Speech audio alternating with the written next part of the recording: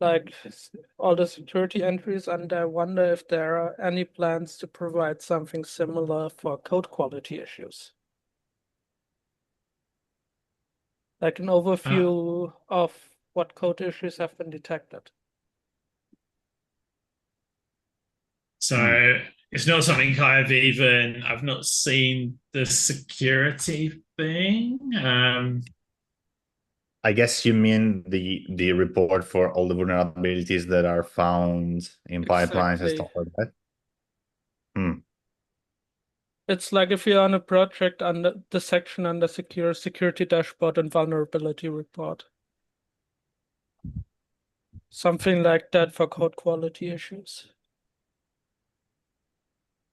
I don't even think that because the vulnerability issues, I am pretty sure that the findings that come from the default branch or the main branch are stored somewhere on the database because you can dismiss them, you can do whatever you want with them. Code quality findings, I don't even think that they are stored on the database, to be honest.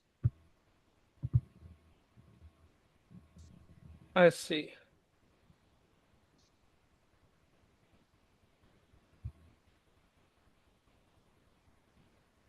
What?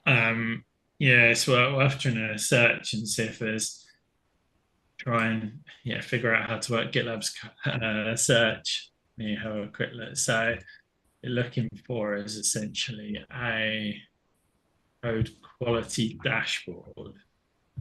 Yeah, pretty much.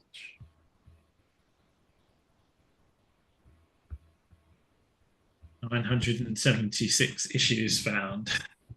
Oh wow, there's I will share my screen in a second, but I'm always scared of when I'm doing like issue searches, etc., because it comes back with confidential issues, etc. But Well, you Aren't you, isn't that a filter you could set in the search to not if show I them?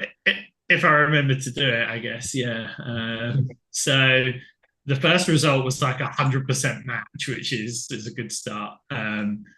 And it's a 5.5-year-old issue, and it's by a GitLab team member. It's got 20 votes, which is quite good.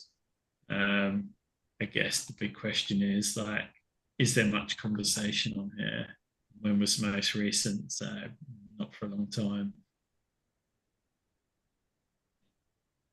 So who? It's interesting the label that it's been given because I would think of code quality as being more of a group code review thing. yeah. Rather than sort of security, static analysis, secret detection, etc. Well, static analysis might be, but not secret True. detection. Yeah. I don't know if that group still exists or why that label switched. Yeah. Um, Yeah, it's maybe SA but not SAST.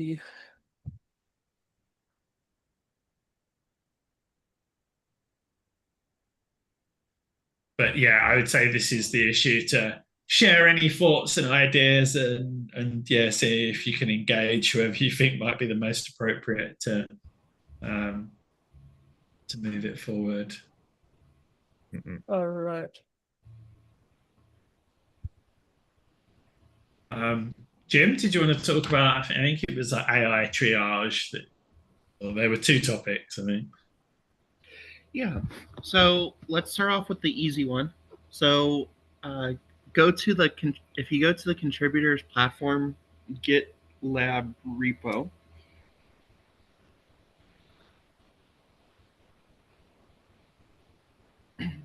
So I submitted a merge request. I can't actually test it. I can't get the stuff to run on Windows for whatever reason. Okay, So I this was one. trying. Yes. So if we take a look here, the markdown, it you were providing a full URL and rendering for those badges in that markdown. It's weird because I've seen that sometimes work and sometimes break. As you can see, it's working now, which is interesting. But Uh, um, So when I So was taking a look at it myself, I noticed that it was doing slash docs or it was trying to reference slash docs slash https colon slash slash blah blah blah. okay, So I threw something in so that because when the whatever it was called was using it, and I don't know, yes. yeah, something like that. So let's have a look and remind myself how definitely does something a bit weird. I just can't what or how.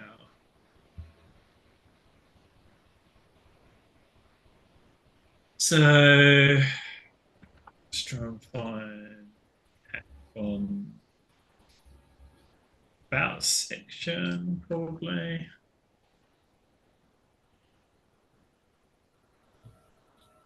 So it's not in that bit, which is oh no, it's not about, it's a details section, if anything. So details. So yeah, so we're generating the URLs using this, and these should be, not sure if it generates fully qualified. Yeah, I think, or relative, that's what I don't know. So taking a look, it uses that import meta URL, and that should create the fully qualified, from what I could tell. Okay.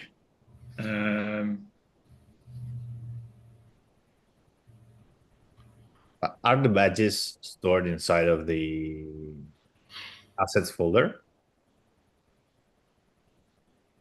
They are.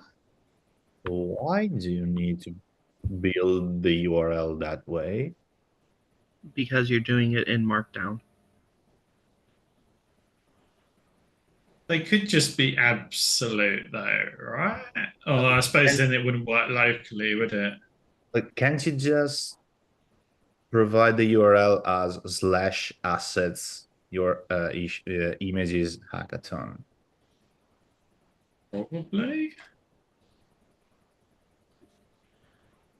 If we take a look directly at the So it's in the middle.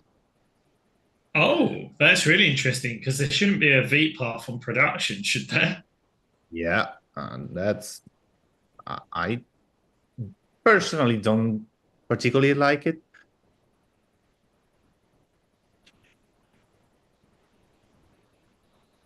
But maybe it's a weird sort of virtual thing that sort of doesn't actually exist. But if I was to move the, that doesn't work. Interesting. you have to remove all of that extra. You see, put your URL back. You see how you have all that one hyphen whatever D Got it. E. The hash. The hash of the object, yes. Can you put puts instead of vt? Can you put docs?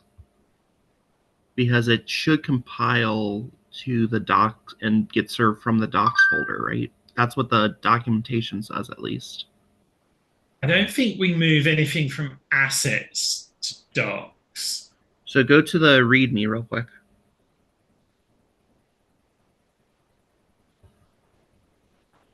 And scroll down to Markdown.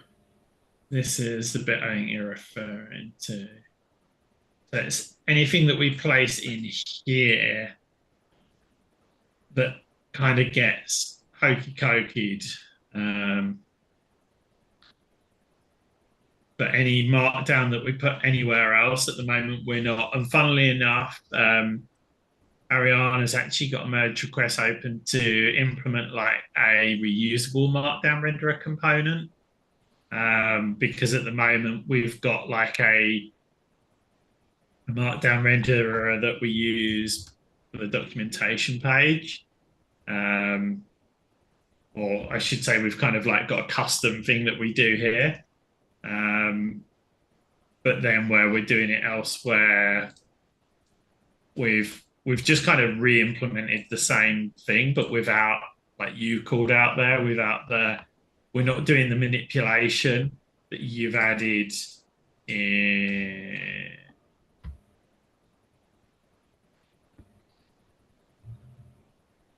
here. But yeah, I would have expected that everything in app assets images should be publicly accessible. Oh, wait a minute.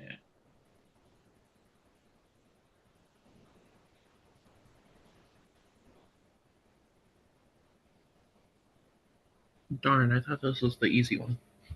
And what if you put Vits back before assets?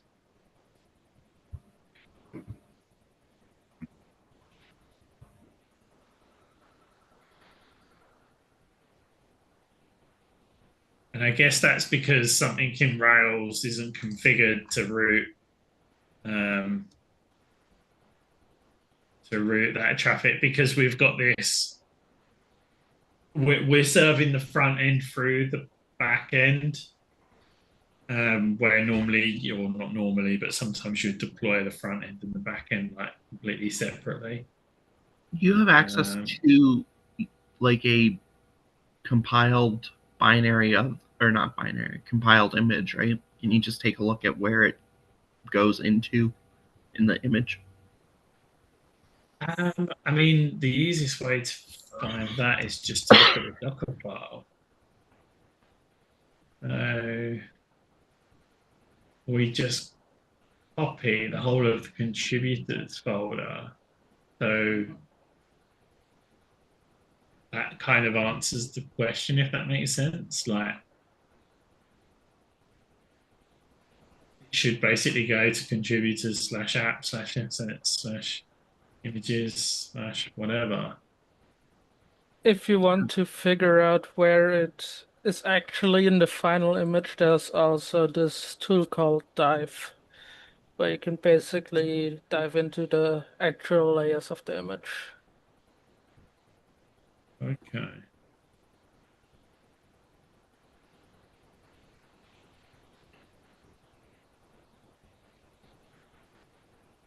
Yeah. But what I'm still like, just to step it back, I don't understand how this can happen in the first place. Why does this one not work, this one not work, but this one does work? I'm also confused about the fact that it's, yeah, like the V path really surprises me. And you need the hash at the end. You need it because otherwise it won't work. I tried. Because well, that only happens if it's served through Vite, right? So if we go to... Yes, but since it's inside of the assets folder, I suspect that is being provided through Vite. Right, so this is just served normally because it's in the docs folder. And I think we do something special with... And that's where you have the markdown render thingamajigger that I edited. Yeah, kind of. But what tells it to serve somewhere in...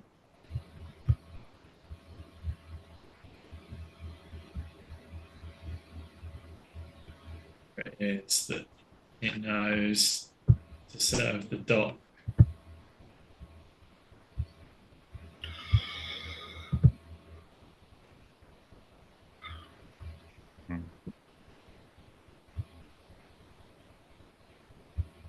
There must be something that tells it. I thought it was in roots. Front end up, login. But like, if that was picking it up, then Yeah, it wouldn't.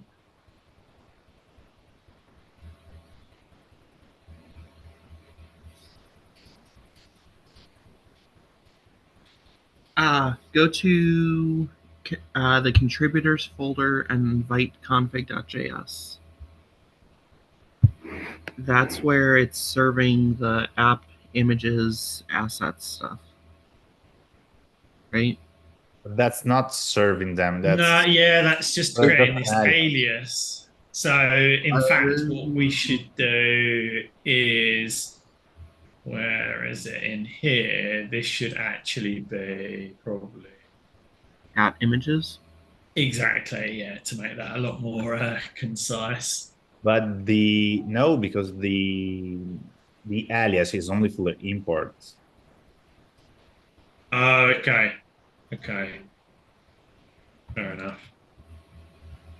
But like you say, this is overcomplicated. I mean, one thing it would be just to move the images, but I'm just trying to remember how this doc/images is served directly without hitting Rails.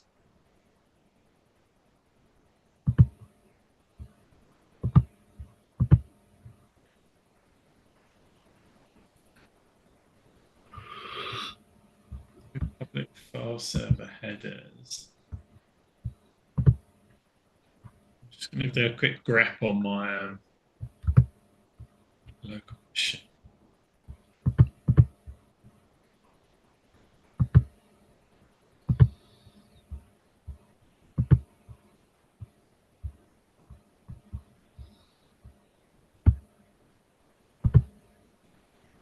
No, I literally can't.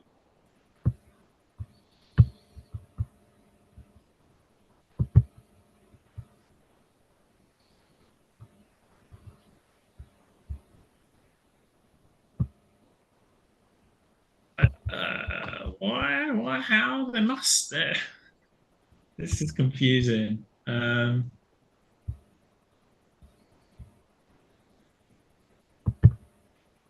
Must be something that tells it. Oh, There's a copy in the Docker file. Every Markdown file gets copied inside of contributors' public docs. Yeah, but there's got to be. Oh, wait a minute. Wait a minute. No, And but you it's not. have the roots in JavaScript roots.js that's matching the docs path. Yeah, but that's not. The front end isn't handling this, right? If I take this URL from here, pop it in here, it works. So Rails knows Mm. that it should serve. And what I would like to try as well is if I was to do like, okay, so that isn't Rails serving that. That is hitting, that's loading the whole view app and then retrieving it. But then if I do this one, that's just Rails serving that. Mm. So where on earth in Rails? Oops. There's got to be something.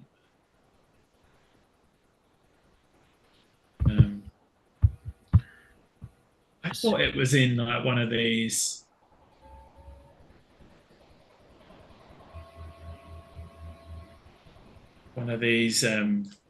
Application config or something to say like allow public assets somehow.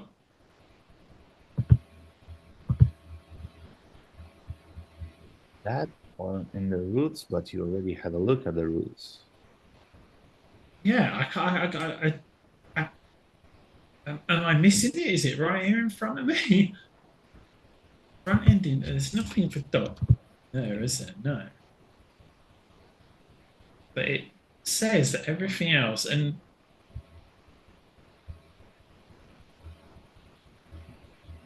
I honestly can't see where it's something to do with like as I say, images. In those images can be served.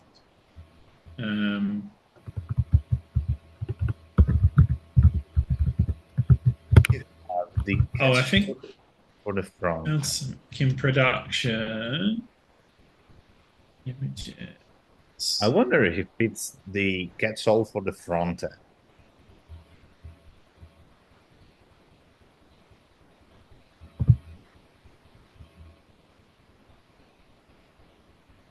No, because the front that just sends everything to the front end controller, which renders the view component.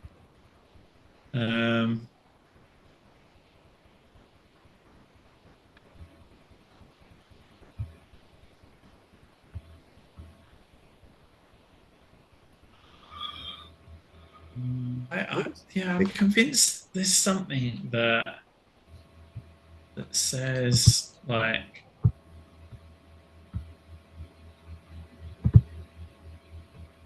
So I thought it was sort of something to do with this, where we're setting the public file server, and then something knows like, oh, images are assets that should just be fetched normally. So there we try. It's the page with the heroes that you before.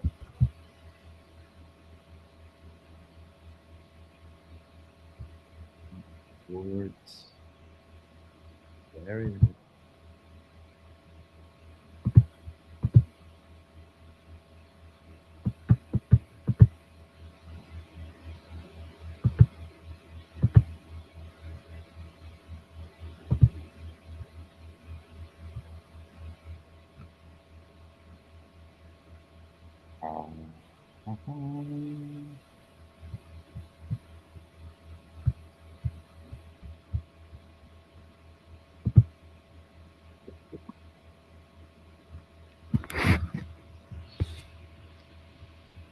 And this was the easy one.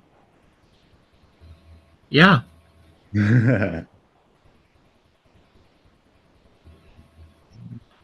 think I have a warped sense of what's easy anymore. Yes, indeed. So what does it say? Browse serves static files from the public directory automatically. Oh, okay. Okay. So You have that middleware?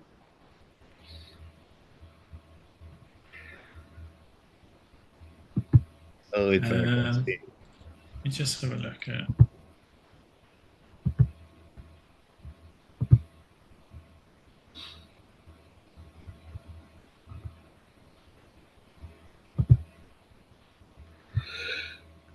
So it says in production.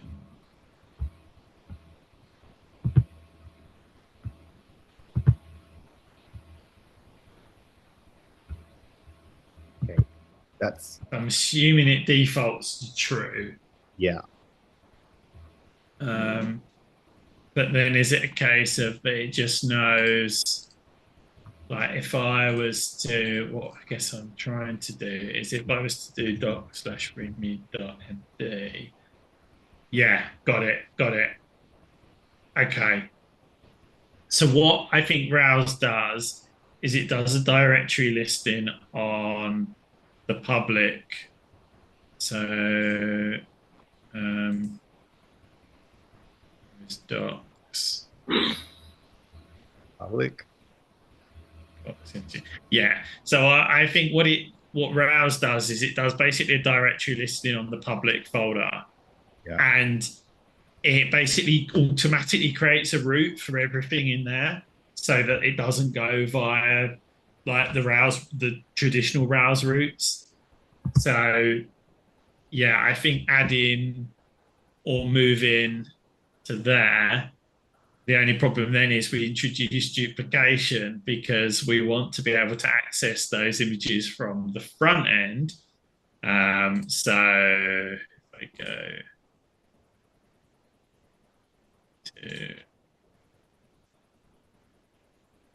But what if you move all the public images to the public folder? I mean, Now you have images inside of assets and inside of docs. Yeah. If you have just one images inside of public, Yeah. then you can use them from both the backend and the front end. Kind of makes sense, doesn't it? Depends if there's any reason to want to do where do we do some sort of, I don't know if I call it clever stuff, hackathon winner and contributor level. So we do these things where we kind of like import the images. No need. I guess that was that. Sorry, Marco. You don't need that anymore because you just provide the URL for the image. You don't, but there's pros and cons. Do you know what I mean? There is pros and cons of both. So one of the pros of this is that these images basically are compiled into part of the View app, and Yes. then anytime they're needed, they're there. It doesn't have to go off to the internet to load them. Albeit that obviously your web browser or whatever should be reasonably intelligent in terms of caching. That, and also how much do those images weigh? I mean, is it really necessary? Very, very valid, very, very true. So yeah, I think that's a really good question about like, okay, what's the I would rather say that if you build them inside of the app, you always download them even when you don't need it. yeah, agreed. So you're making the viewer app a bit smaller, which is potentially has some kind of benefit. Yeah. So what else have we got in here is the next question. Be right back. So I guess primarily it is the contributor level badge, the hackathon level badge, and then a couple of images like page not found and the ones we use here on the home page. So yeah, are we better off just moving those to the public folder and then changing those references? That might be making it simpler.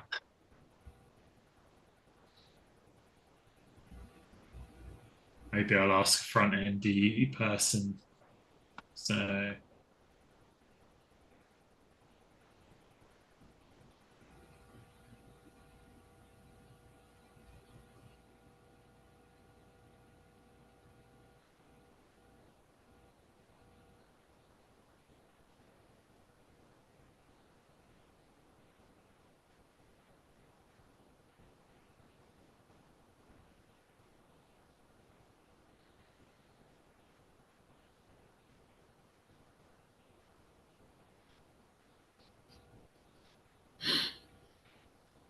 Well, you also took a look at readme.md, which is that in public?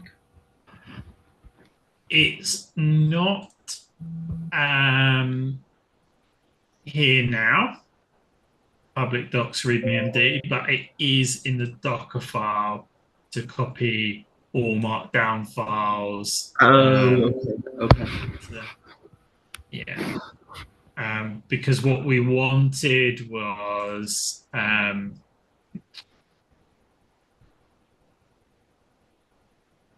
little bit confused because it says I get what you're start. trying to do. Oh yeah, exactly. Yeah, we wanted to be able to do obviously with the README, but also with contributing, although I don't know that we particularly linked to it yet. But to be able to stay inside our beautiful UI front end and navigate to these things. So we're saying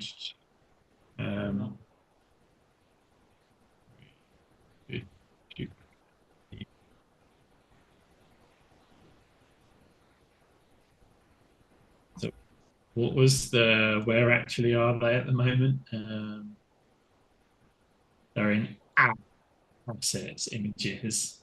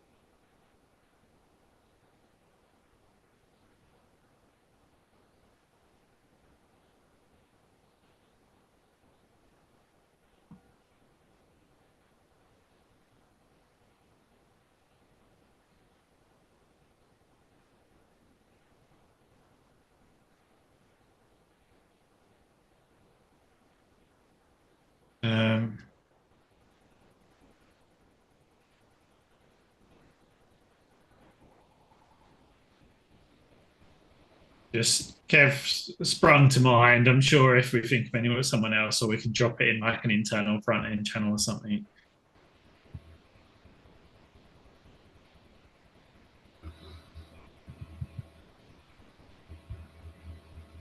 Awesome. Okay.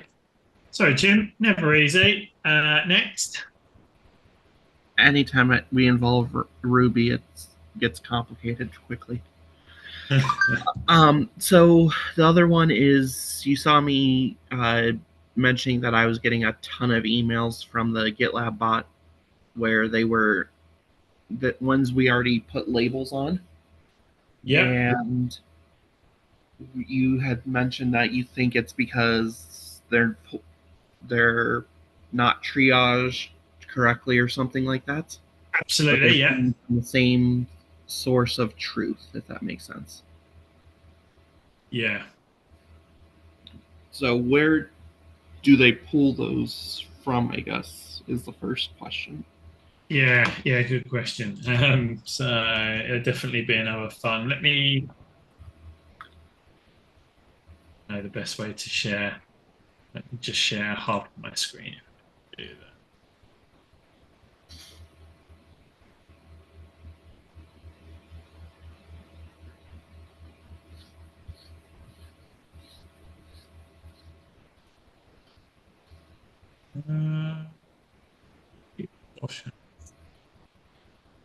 That's what I want.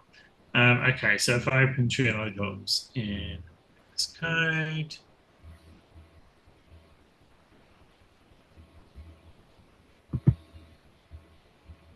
so the AI Triage helper, that one,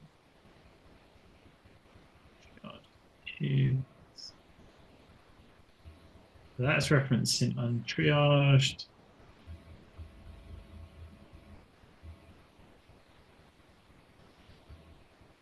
Okay, so something is considered triaged if it's a special issue labels. God, don't you love this? Diving down rabbit holes, support request, meta, and triage report. Okay, so not a lot is going to fall into that category.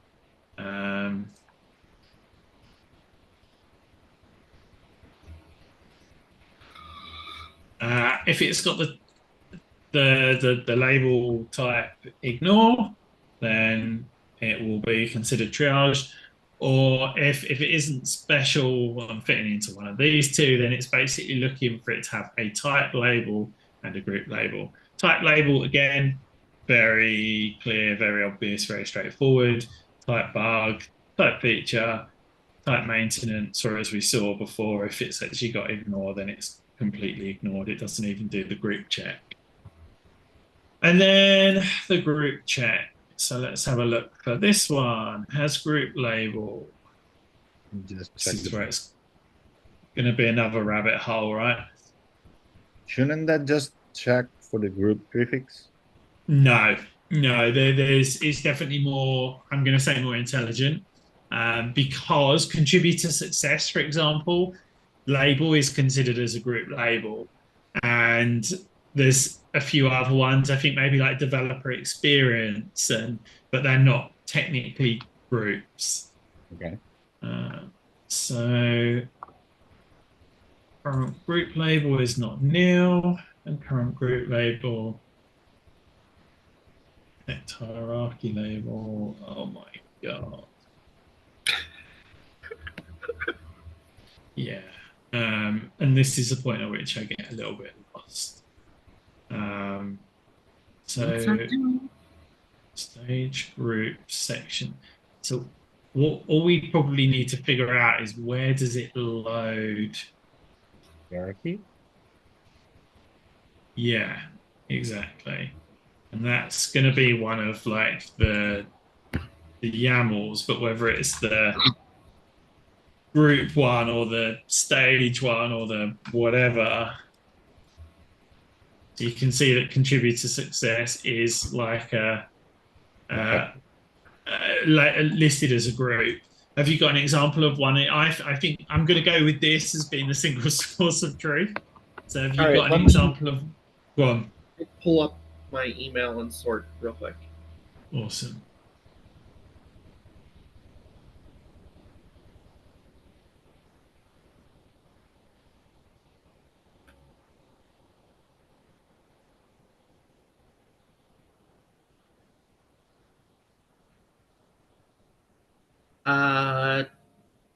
Try. There's no.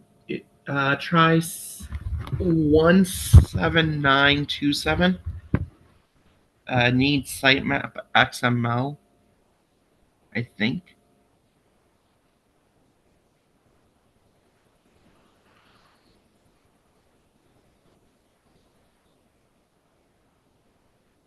Yeah. That's not a good one though. So this had group runner at some point, but then was removed. So it definitely had no group label, which makes sense. Then we can see on here that, yeah, there was no group label, which is why it attempted to automatically label it. So I guess feature addition, what is that? Okay, so this is what they call it, a subtype. So the type is feature, but then we break them down. So we've got like type feature and then feature enhancement, feature addition, feature removal. Then we've got like maintenance as the top level type, but then we've got like maintenance scalability, maintenance test coverage, etc. So when you add these lower ones, it automatically adds the sort of corresponding higher one. Okay. I'm trying to find a good example of another one real quick. Give me a second. Two computers.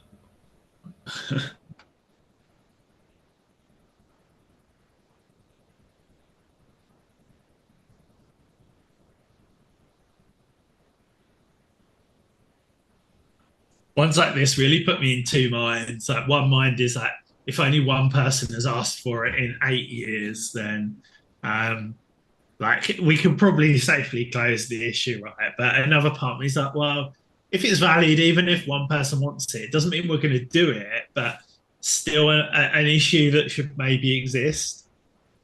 Try 341207.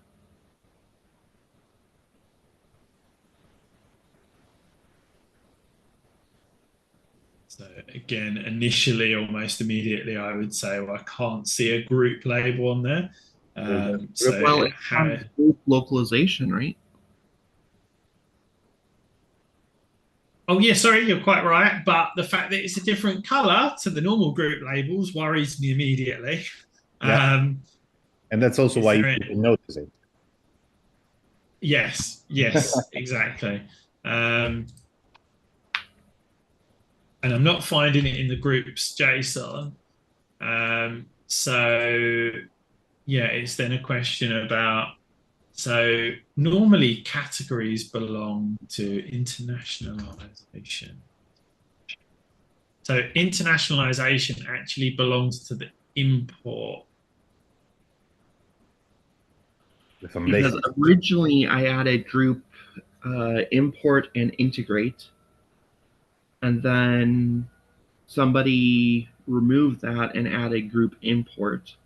And I think that might be because group import and integrate has been did they change the definition of it again?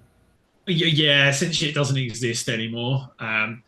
And part of the reason I know that because group import and integrate, like half of the team that was there is now group workflow catalog, which is the team that I'm currently working on. So let's have a look why. Okay, so I think this was correct. You added this again. Can't blame you for not knowing that the team was disbanded literally 3 weeks ago, I think. And also the fact that I would expect maybe there to be like some automation or a message when you hover over this to say that actually this doesn't exist and this should be used instead. Carla correctly added it, but then I don't know why Alexander removed it.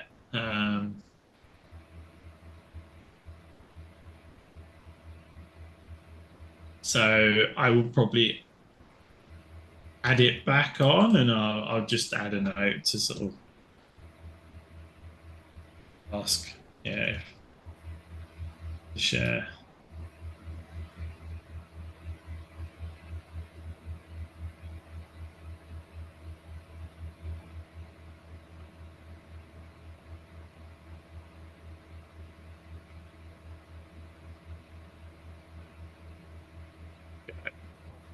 Um,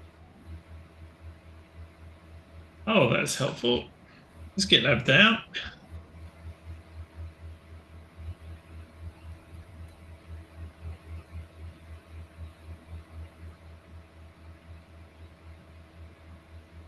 All good now.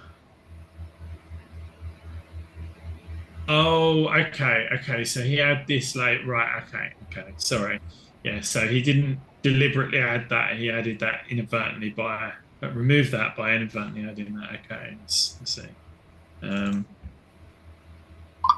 Yeah, I'm getting weird GitLab errors right now too.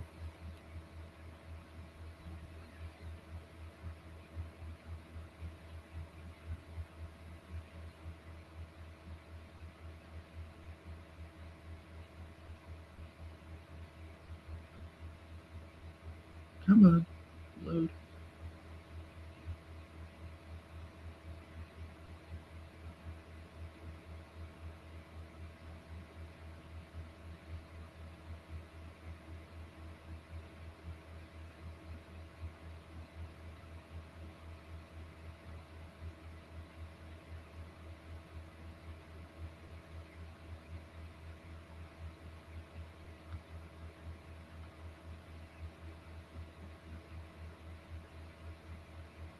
Yeah. So I'll ask. We really need something, don't we? Like, I don't know, bots, maybe not the right term, but like an automation that checks if there are any group labels that don't match actual groups, because if there are, then they're going to cause confusion, right?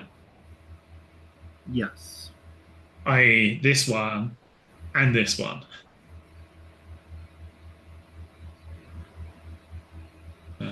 So I'll ask and get back to you on that. If you have any other examples, feel free to ping them over, and I'll try and help explain why. But hopefully now that you know pretty much that the definition of triage is it's got a type label and it's got a group label. The group labels are defined by this rather than defined by anything that begins with group. Hopefully that helps.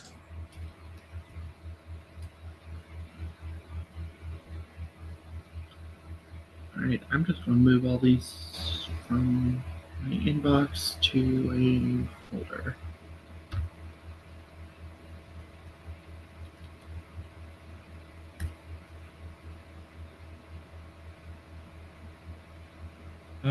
Anyone else with anything else for today?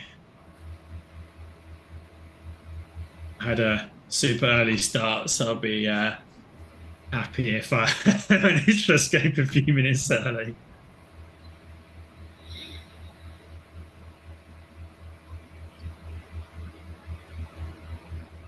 Cool.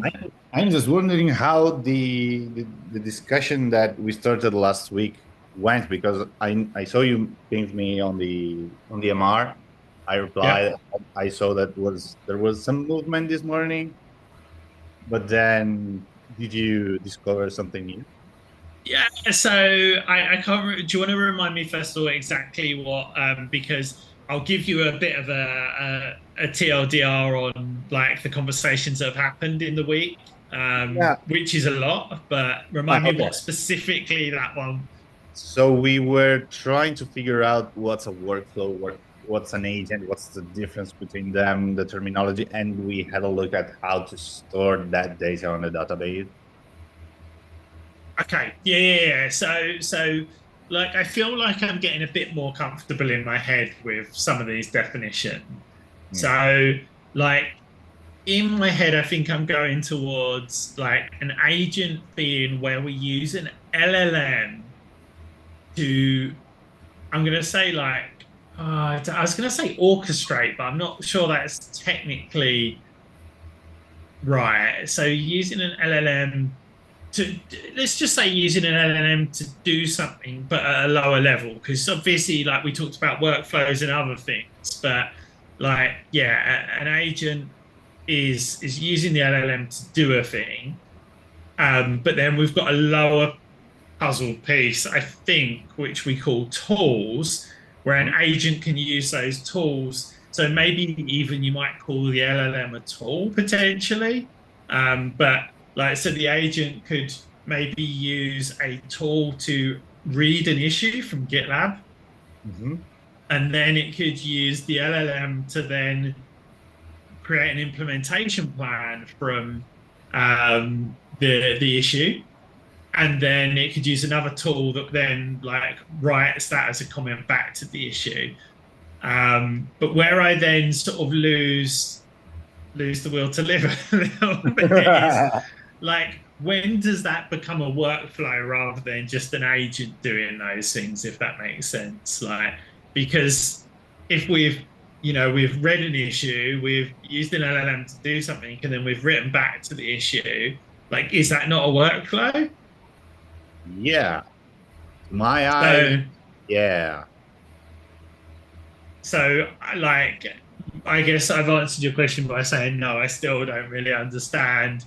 Like, if we've got a very clear now, what one thing that we can do, and we probably did do last time, let me share my screen again, is in the AI assisted.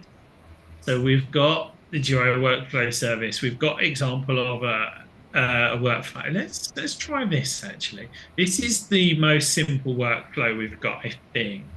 We might even be able to look at this and sort of figure out. Um,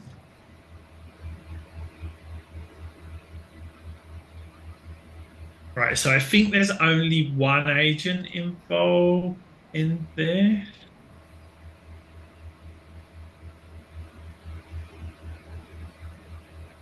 Oh no, it isn't actually. So we've got a translator agent Uh-huh. and a CI pipelines manager agent. Okay. And then this workflow is using both of those. But my Python's, I mean, can I? It's a long time since I did this. Can I somehow? Sure, there used to be like a question mark that you could kind of click on and get an Or explanation. you want to know what the code does? Sort of. Let's see. Can you explain the open workflow which agents are used?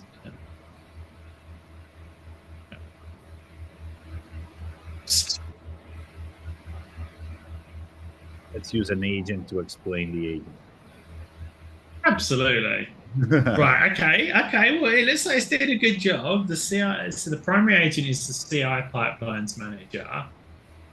Um, it uses tools to create a file and to read a file. Right. It uses a model. Um,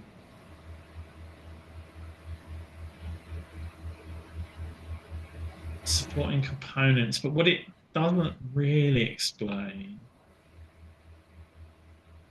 Okay, so yeah, this is saying it's using a single agent architecture, um, which is a little bit confusing because, like I say, it looked to me. Oh, actually, in here you've also got from agents we import agent, handover agent, run toolnet. Oh yeah, but they're not Yeah, really agents, are they? and I see that the handover agent manages workflow state transitions, sends the status to completed when the translation finished. So I guess that's something that tells the well, not the user, but kind of closer to the user when something starts and when something ends. Yeah. Yeah, so still in my head, like agents are smaller, composable bits of workflows. Like I almost would potentially rather call everything a workflow, and it's just a bigger workflow or a littler workflow. And you can have a workflow of workflows, or you can have, do you know what I mean? Like, Yeah, because agent is kind of confusing. I mean, a workflow is simpler because you have these tools that are connected together to achieve one result. And then you can put what that result into another thing that could do other things and build what a workflow what from. if we were to say that like I'm cheating here, but what if we would say like a workflow includes like the triggers and like it's the whole big piece, whereas an agent is a small, like it doesn't include, you need a workflow to trigger the agent and Yeah. to sort of orchestrate the agent or whatever you want to call it. So maybe that's our way of breaking it down and saying, well, an agent is the thing that does the stuff, but the workflow needs to trigger the agent, tell it the prompts and et cetera, et cetera. Okay. Yeah, I see what you mean. But can we But all just agree that this whole AI terminology is just one huge bullshit bingo? yeah, I mean, pretty much. But you've got to call the things something, right? So, And maybe but it's hard. yes, absolutely. 90% of the, but let me try and like I don't really know where to start, but share like there's hundreds of issues and epics and other bits and pieces where you can find all this information anyway. But just I'm trying to stay on top of everything that's going on as we're trying to actually build something, but it's very hard because we're trying to like agree and make decisions before we build anything. But you've got big catch 22 of, oh, well, if we start building it, we might figure out some of the questions we need to answer, etc. So we thought we are going to start with a workflow catalog. Sort of evolved a little bit to maybe be like an AI catalog. So it's a bit more like it might have workflows, it might have agents, it might have MCP tools, it might have whatever in there. We've had like one MR landed, which I'm not sure if I can show. I hope I can show you on my um, local machine, which basically creates just like an entry point and a feature flag to where we might mount this so-called catalog. Yeah, I think that's working if my GDK comes properly back to life. I know that's not going to actually continue to load because I've checked out a branch I'm working on at the moment. But yeah, like this is the entry point, the placeholder, the single page application, etc. that will handle this stuff. We think we're going to start with something simpler than workflows, like whether it's agents or whether it's tools. And hopefully we will pull out the agents or tools that are already used by Duo Workflow. And we will, oh, it has actually worked. And we'll kind of display them here and allow you to kind of like turn those on and off. So that might be the very first like incarnation, permutation, or whatever of the workflow catalog or the AI catalog is, oh, you can turn on and off some of the existing workflows or agents or tools. And then we sort of slowly work towards like, okay, can you mutate them? Like, can you change the prompt that's being sent to this agent? Can you create a brand new agent? Can you chain two agents together? Can you like there's just so much that we want to do, but just figuring out what is the best thing to attack at the beginning. But we've got a landing page, an entry point, and I've started hacking some sort of like models, some table structures together. But there's just every corner has like a little challenge. Like we no longer have instance-wide tables in GitLab anymore. Everything is now at the organization level. That in itself introduces fun challenges and discussions and debates. And it's like, okay, so then how do we sync it across multiple organizations? How do we, if we want to have stuff synced from GitLab.com to self-managed instances, how do we tackle it? Like, just every single thing has so much conversation and discussion. And whilst you want to move fast and not be blocked, and that you really want to consider all these things and make sure you don't prevent it from scaling. So, um, like one step forward, 100 step backwards. But I'll keep you posted every week, hopefully. Yeah, the thing is that it's so kind of not brand new, but the idea is new, and trying to figure out everything at the beginning is pretty much impossible. Yes and no. I think that's definitely true to some extent. But what I also think the biggest factor is that we do have quite a few constraints with the architecture of GitLab, and I think that's an we do have the option of spinning off, and I think that's why AI Gateway actually went down the route they went down and built this completely separate. Do you know if we can define it as a microservice, or is that not true? Is that not fair? Or I honest, I mean, like for example, we have enabled the good chat in our instance, and that requires the what's it called? The gateway. I don't remember. Basically, it hands everything over to the yeah, GitLab SaaS. I suppose that it could work the same. I mean, the same could be done for the CI/CD catalog. For example, we cannot pull the component from the SaaS catalog because they are not synced. exactly. But if you But find a way go to make, on. if you find a way, and there is a way already existing to make them talk to each other, or at least pull from one another, then you kind of have this. Yeah, and then that's the thing though. Like, so we haven't completely ruled out. I hope this morning that we would make a decision, but we haven't yet made that decision as to whether a microservice or a standalone, let's just call it a standalone service, is an option. And it would overcome certain stuff like architectural challenges we have with the monolith. But it then sort of means we start everything from scratch, whereas in the monolith, it's already shipped to our customers. We already have the architecture, the infrastructure, everything already exists. As soon as we introduce a new service, all that goes out the window. You mean microservices or standalone services, like a new, I don't know, it's just an example, a new web server, stuff like that, like a service to provide AI features. Yeah, essentially, if we said like rather than storing this catalog data and all the customization information and the governance and the usage and all of that stuff, rather than storing it in the monolith in like Postgres database, we Huh? have something else again, like whether it's a Python service or a Postgres database or a Redis or a Lambda, or like what it is kind of completely unknown. But I think it's just too big a piece of work to But start with that. that kind of work was already started. Like if you look at the what was it? You're talking about the AI gateway, essentially. Not strictly to the AI gateway. I'm thinking about the cloud connector, because the Okay.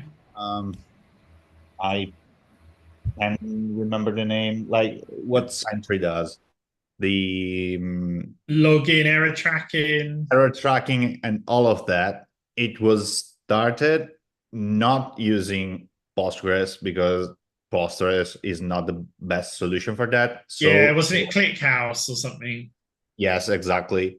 So technically speaking, that already exists because there's a solution using a new service, and I'm pretty much sure that they started, or at least continued, work into the cloud connector so that you could do things like that. Because for example, if we enable um, the let's call it analytics in our self-hosted, we don't strictly require the ClickHouse database running on our instance, but we could use it through the Cloud Connector from the main GitLab instance. This is really hilarious, Mark. I love you for bringing this up, because Cloud Connector has not been mentioned by anyone yet.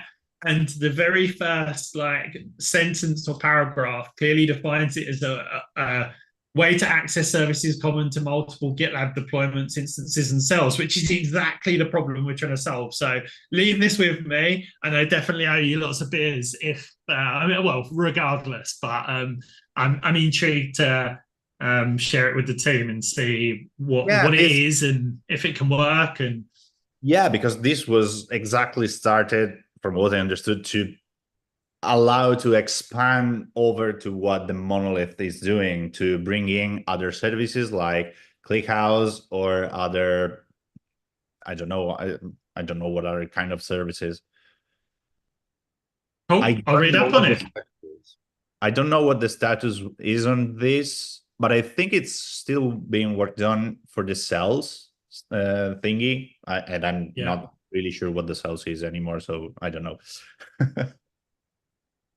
So it looks like what it might, but again, I could be wrong here. It could be that the Cloud Connector is what you need to connect. So if we were to spin up our own service like AI Gateway, then Cloud Connector is what's used then to connect GitLab to the cloud, to that other service. So it sounds like maybe this doesn't solve the problem, but this is almost like a router or a connectivity tool or something like that. It's either that or something that lets you kind of host features or GitLab features on other GitLab instances and use those. Okay, so it might be that we could have a central GitLab instance organization, and then everything else maybe connects into that or something. I don't know. I'll look it up. Awesome. Thanks for sharing. No worries. Have a great day, everyone, and I'll hopefully catch you all next week.